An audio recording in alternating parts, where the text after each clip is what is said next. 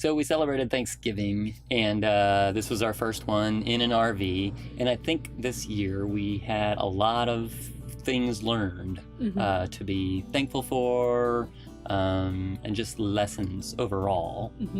So one thing I think I learned, and it's something that I thought I knew already, but it really drove it home, was how little you really need in life. Like as far as how little space you need to still be happy, and like, you know, we're in how much square footage right now? Less than 300? Less than 300 square feet. So that's like a seventh the size of what we, from the house we were living in until here.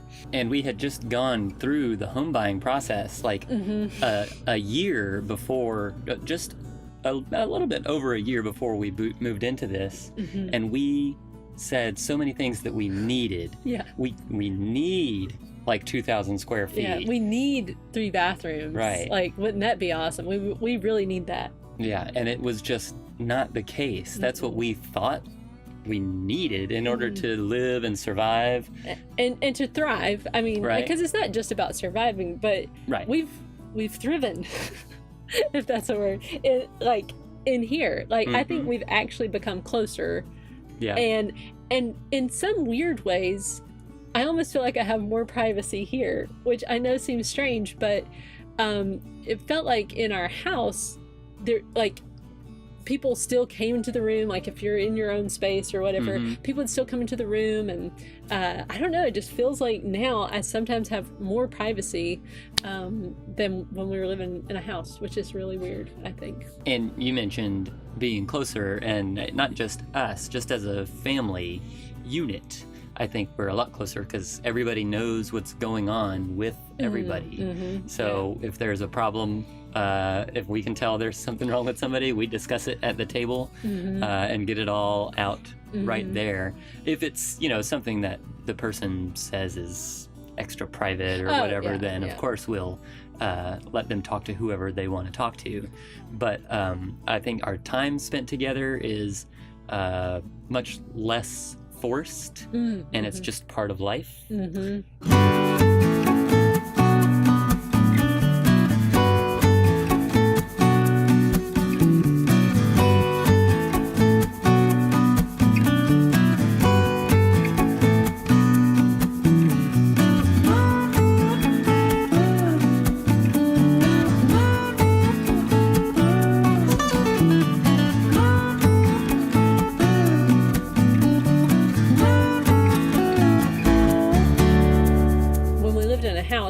There were times when I thought that one child was always the instigator and the other ones were just being annoyed by that one.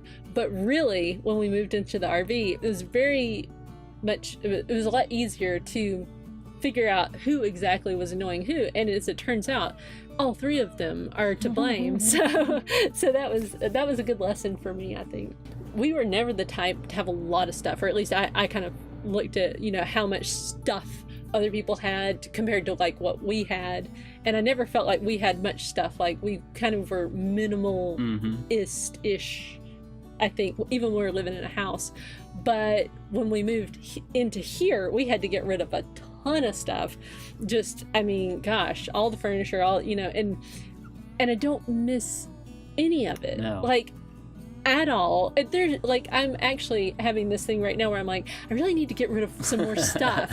And it's just, that's weird to me that it's like, even when I thought I was minimalist, I was not. And now I think I truly am becoming more so.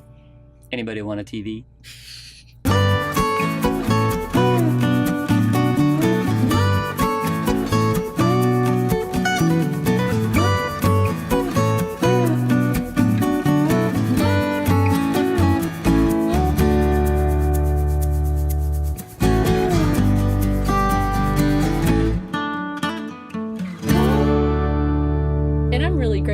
That we took the leap and did this. Like this whole thing was a leap, I will say. I mean, we really didn't have much of a plan when it came to income. I mean, we knew that we would make it somehow, but we kind of like did that whole leap before you look type thing, and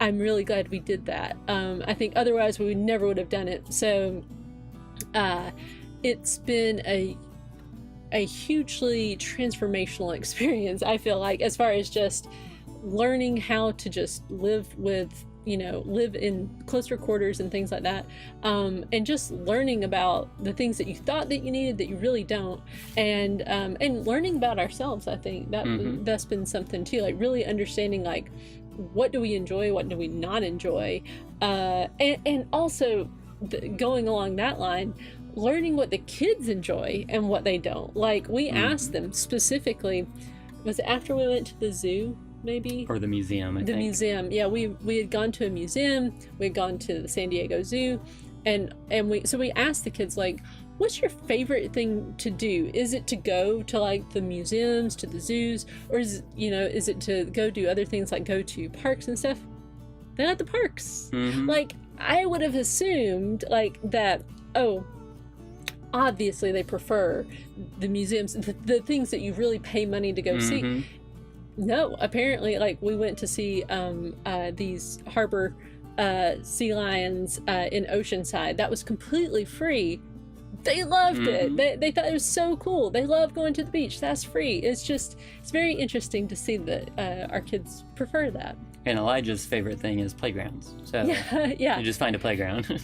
And that's kind of another thing we've been learning about this year, I think, is the shoulds. Like, don't should all over yourself. That's the thing that we've read about, like all these things that you think you should do, but really it's not necessarily the best thing for you to do. For example, you should take your kids to see the San Diego Zoo, or you should do this, and then maybe you shouldn't. Like maybe they would get more enjoyment out of just time with you, like at a park somewhere.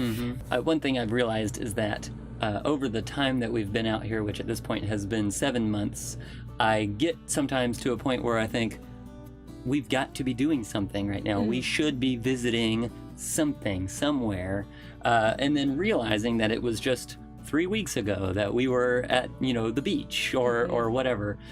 Far more things than we were doing when we were at the house, and I think I find sometimes I can quickly become Instagram Jonesy, right? So when you following other full-time RVers, you begin to think that you should be doing something exciting every week. You've got to be doing this, or else you're doing the life wrong.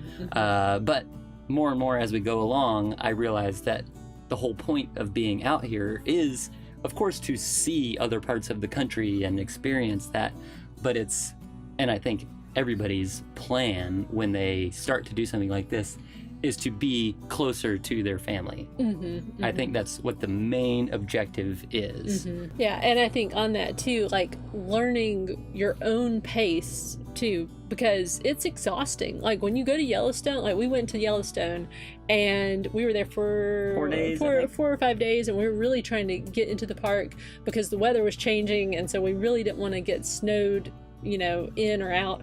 And it was eye-opening to me. Like the kids were exhausted by like day 4. They were sleeping in the car. Like we're like, hey kids, there's bison, and they don't care because they're too tired. So really, instead of putting a bunch of pressure on ourselves to like, oh, now that we've been to Yellowstone, now we got to get up to Glacier and that kind of thing, we just started to realize like, no, it's time to rest for a couple of weeks. Really, I mean, I think like one big thing a month is plenty for us, and just to start to pay attention to that instead of putting all this pressure on yourself. Just kind of go at your own pace, do your own thing, and not worry about what everybody else is doing. We started to say, this is not our last September, or this is not our last August. So we're out here seeing things for the first time in ever, right? We were married for 14 years, never went anywhere, and now we're out seeing things. There's no reason to rush. Try to shove it all in. Right. If you're contemplating a lifestyle like this or something like it, what we've learned is just to do you. Like, do the thing that you want to do, and really don't worry about what other people are thinking about it, because really nobody's focused on you. Like, I think we build that up in our heads, like, oh, what will everybody else think? Nobody really cares. Most people are going to be super supportive, I think, and think it's a really cool thing that you're doing. So if you're gonna step outside your comfort zone and do something kind of different, I'd say do it. And I think you'll find that people are a lot more supportive, or they just don't even care in the first place.